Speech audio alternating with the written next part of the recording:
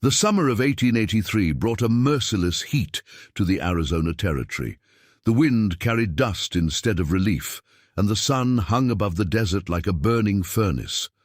Across the rugged trails of Red Canyon, a lone rider guided a small group of horses through the endless maze of crimson cliffs. His name was Jacob Hayes, a 35-year-old cowboy and former Union cavalry scout, a man whose face had been carved by hardship and years beneath the unforgiving western sky.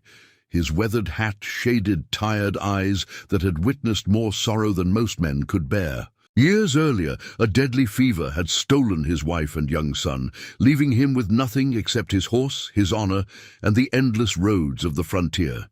Since then, Jacob had chosen solitude. He trusted horses more than people, and silence more than conversation. Delivering horses from one trading post to another kept food on his table and memories away from his heart. Red Canyon was known as one of the most dangerous routes in the territory. Outlaws hid among its rocky passages, flash floods could appear without warning, and mountain lions prowled the cliffs, searching for prey. Most travelers avoided the canyon whenever possible, but Jacob was never a man who feared danger. Courage had carried him through war, grief, and years of loneliness.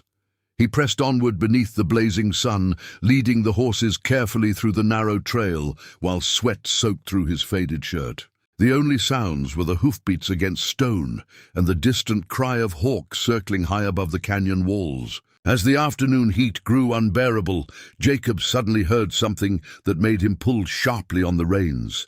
It was not the cry of an animal. It was the frightened scream of a child. The sound echoed weakly through the canyon, carried by the hot wind. For a moment he wondered if exhaustion had begun playing tricks on his mind, but then he heard it again, desperate, terrified, and painfully real. Without hesitation, Jacob tied the horses to a nearby rock and followed the cries deeper into the canyon. The steep path was littered with broken branches and fresh hoofprints, signs that something terrible had happened only moments earlier. Rounding a cluster of boulders, Jacob froze. Beneath a fallen cottonwood tree lay a young Apache girl, no older than 8 years old. Her horse had likely bolted during the remnants of a dust storm that still lingered in the air, throwing her from the saddle before the heavy tree came crashing down across her leg. Tears streamed down her dusty face as she struggled helplessly to free herself. Fear filled her dark eyes when she saw the stranger approaching. Relations between settlers and the Apache were often marked by violence and mistrust. Jacob knew she had every reason to fear him, but he slowly lowered himself to one knee and spoke softly. Before he could reach her, a deep growl echoed from the rocks above. Jacob turned and saw a mountain lion crouched on a ledge only yards away, its yellow eyes locked onto the injured child. Hunger had driven the predator closer than usual. The animal let out another growl and prepared to leap. Jacob instinctively drew his revolver. Years in the cavalry had taught him that hesitation could mean death. The lion lunged. A gunshot thundered through the canyon, followed by another. The animal collapsed onto the rocky ground only a few feet away. Jacob's heart pounded violently in his chest, but he quickly turned his attention back to the child. The tree trunk was heavier than he expected. Exhausted from days of travel and weakened by the relentless heat, Jacob strained with every ounce of strength he possessed. Muscles burned and his hands slipped against the rough bark, but he refused to give up. With a final desperate effort, he lifted the trunk enough to drag the girl free. Her leg was bruised and bleeding badly. Tearing strips from his own shirt, Jacob carefully wrapped the wound to stop the bleeding. He offered her water from his canteen, and although she still looked frightened, she accepted it with trembling hands. Knowing she could not walk, Jacob lifted the child into his arms and began carrying her through the desert. The scorching heat pressed down on them relentlessly as he searched for water and shelter. Mile after mile, he pushed forward despite exhaustion, clawing at his body. Finally, near sunset, he reached a small creek flowing between the canyon walls. As he knelt beside the water, a sudden movement surrounded him from every direction.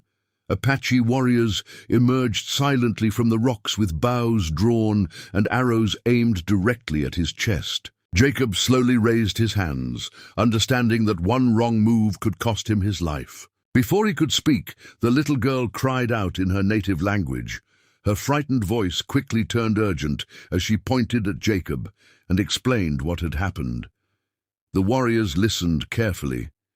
Their expressions softened, and one by one, the bows lowered. A respected elder stepped forward and nodded with gratitude. Without a word, they escorted Jacob through hidden trails toward their village.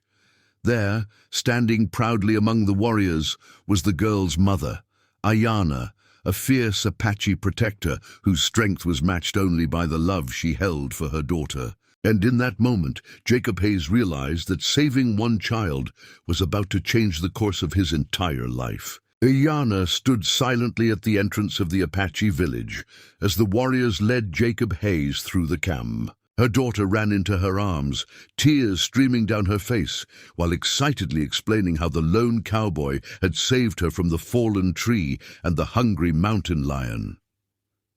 For several moments, Aiyana said nothing. She simply looked into Jacob's tired eyes, noticing the torn shirt wrapped around her daughter's wounded leg, and the scratches, covering his hands and arms. Years of war and betrayal had taught her never to trust white settlers. Frontier conflicts had taken her husband from her, leaving her to raise her daughter alone while protecting her people from constant danger. Yet the evidence stood before her. This stranger had risked everything to save a child who was not his own. Stepping forward, Aiyana placed her hand over her heart, a sign of gratitude among her people, and welcomed Jacob into the village.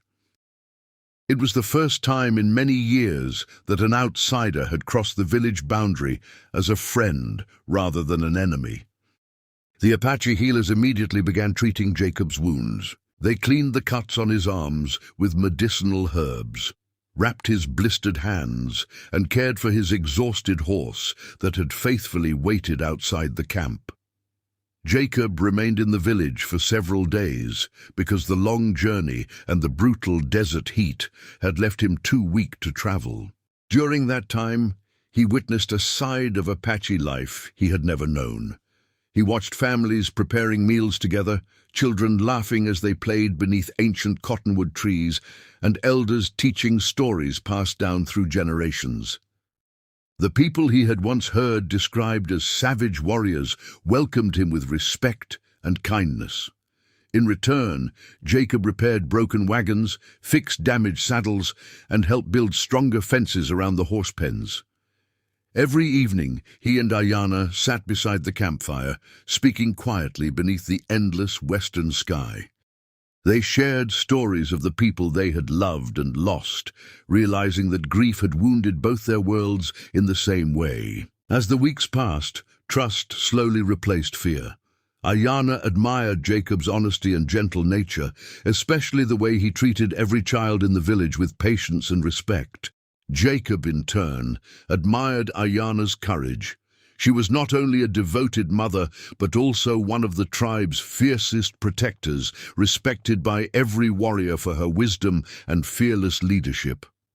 Although they came from different cultures, they discovered that both valued family, honor, and compassion above everything else. The little Apache girl grew especially attached to Jacob, often following him as he cared for the horses or repaired tools around the camp. For the first time since losing his own son years earlier, Jacob found himself smiling without forcing it. The loneliness that had haunted him across the western frontier slowly began to fade. Their peaceful days ended one dusty afternoon when scouts raced into the village with alarming news. A notorious outlaw gang, led by the ruthless Cole Mercer, had discovered the hidden Apache settlement. Mercer had spent years terrorizing ranches, stagecoaches, and trading posts across the territory, stealing horses and murdering anyone who resisted. Hearing that the Apache owned one of the finest horse herds in Arizona, he gathered nearly 20 armed men and rode toward the village. As the sound of galloping horses echoed through the valley, Aiyana quickly organized the warriors while Jacob loaded his Winchester rifle without hesitation. He knew he could have escaped before the fighting began, but leaving was never an option. These people had saved his life just as surely as he had saved the little girl. The battle erupted across the rocky desert cliffs as gunfire echoed between the canyon walls.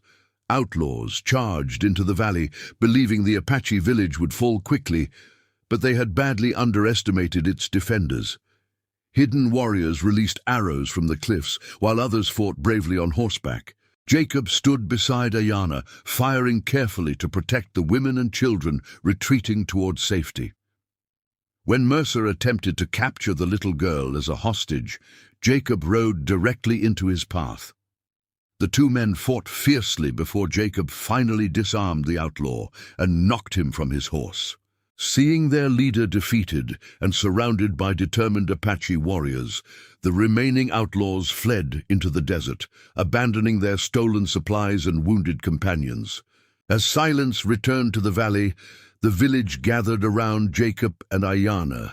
The Apache elders declared that the cowboy who had once arrived as a stranger had earned a permanent place among their people. They presented him with a finely crafted eagle feather necklace, a symbol of honor reserved for those who displayed extraordinary courage and selflessness. Aiyana smiled proudly as her daughter embraced Jacob, calling him family without hesitation. Months later, Jacob chose not to return to the lonely life he had once known. Instead, he built a small ranch near the Apache lands, where friendship replaced fear and respect overcame old hatred. Together, Jacob and Aiyana worked to protect both settlers and Apache families from violence, proving that peace was possible even in the harsh American West. In the rugged frontier of the 1880s, one brave decision to save a frightened child became the beginning of a new family, a lasting friendship between two worlds, and a legacy of courage that would be remembered for generations.